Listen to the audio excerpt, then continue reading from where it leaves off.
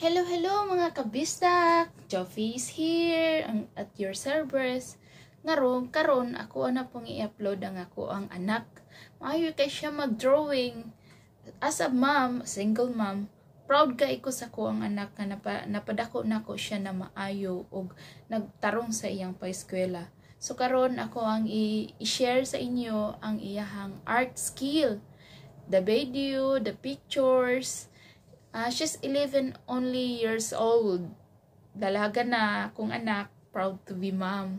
Pero ang ikuan sa iya guys, wala siya nag-practice. Iko lang siya naglantaw sa mga art in the YouTube.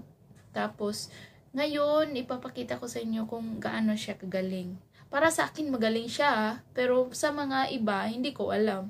Pero sa akin kasi proud mom ako. Bye, see you there.